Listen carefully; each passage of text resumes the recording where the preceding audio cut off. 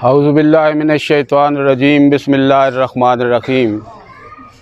अज़ीज़ तलबा, छुट्टी का जब भी ज़हन में आता है तो अजीब व गरीब सी एक ख़ुशी सी महसूस होती है। हम भी तालिब इल्म रहे हैं, लेकिन पूछते नहीं हैं किसी से कि ये छुट्टी क्यों है। ये पाकिस्तान, इतना खूबसूरत पाकिस्तान, ये एक अजूबा है। इसको अजूबा कहते हैं कि ये एक अजूबा हुआ था दुनिया की तस्वीर पे, इसलिए कि इसकी तख्लीक, इसकी आज़ादी वो इस अंदाज़ में हुई कि इसमें पूरे मुसलमान जिस तबके के भी थे वो सारे के सारे शरीक हुए थे। आज़ादी का जो ऐलान हुआ था वो कई और लोगों के हाथ में आया, उसके पीछे एक पूरी नस्ल ने कुर्बानियाँ दी थी।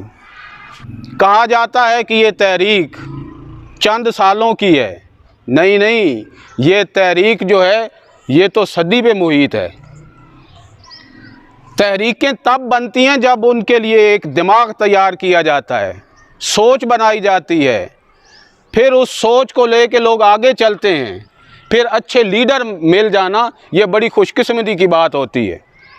और ये हमारी खुशकिस्मती है कि हमें कायद आज़म जैसा लीडर मिल गया।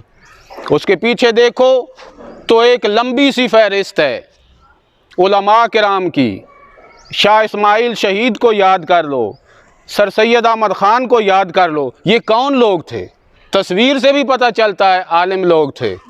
इन लोगों ने दिन रात मेहनतें की, लोगों के ज़हनों में ये बिठाया कि तुम एक वादहू ला शरीक की इबादत करने वाले लोग हो।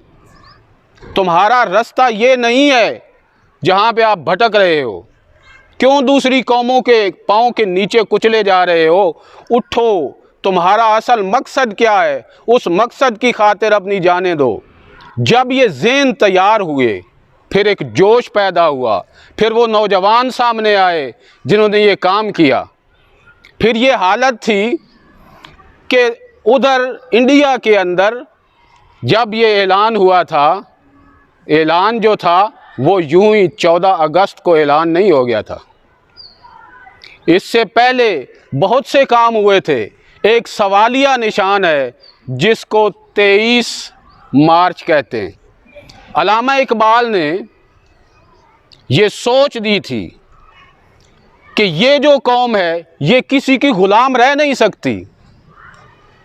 ये कौम पैदा ही इसलिए नहीं हुई कि किसी की ग़ुलाम रहे। ये दबे नहीं हैं, ये हमेशा दूसरी कौमों के ऊपर इन्होंने हुक्मरानी की है।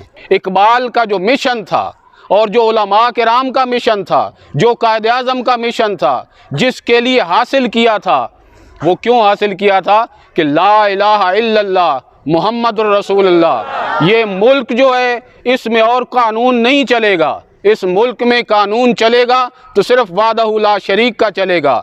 मैं आपको छोटी सी बात बता दूं, एक शख्स अपनी 12 मुरब्बे ज़मीन वो इसलिए छोड़ के इंडिया से पाकिस्तान आया कि मैं पाक धरती पे रहना पसंद करूंगा, मैं उन ग़ुलामों के साथ रहना पसंद नहीं करता। रास्ते में वो अपने पूरे ख़ानदान को लेके चला। उसके साथ उसके ख़ानदान के 6 अफराद थे, जिसमें उसकी बेटियां थीं, जिसमें उसके बेटे थे। रास्ते में सिखों ने और मराठों ने उन पे हमला किया, कई दफ़ा हमला हुआ। वो छुपते छुपाते जब वो शख्स इस सरज़मीन पे पहुंचा तो उस वक्त वो अकेला था। उसके साथ ना उसकी बेटियां थीं, ना उसके साथ उसके बेटे थे, ना उसकी बीवी थी।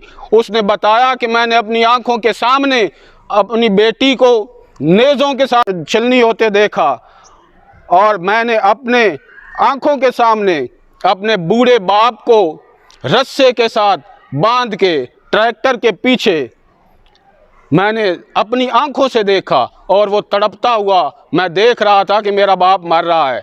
मैं कुछ ना कर सका। और जब वो इस सरज़मीन की सरहद पे पहुंचा तो वो तारीख़ रकम हुई कि उसने वहीं पे गिर के सजदा किया और अल्लाह का शुक्र अदा किया, या अल्लाह तेरा शुक्र है मैं इस सरज़मीन पे पहुंच गया हूँ। ये वो लोग थे, ये वो जज्बा था। जिसके लिए हमने ये मुसलमानों ने ये मुल्क हासिल किया था। क्या इसलिए मुल्क हासिल किया था? क्या वो लोग जो हैं जिन्होंने इस तरह जाने दी, आज कब्रों में जब उनको ये पैगाम पहुंचता होगा कि देखो देखो, आके अपने उन नौजवानों के घरों में देखो, उन्हीं लोगों के पोस्टर लगे हुए हैं, उन्हीं लोगों की तस्वीरें लगी हुई हैं, उन्हीं के एक्टर्स जो हैं उनकी तस्वीरें चस्पा हैं।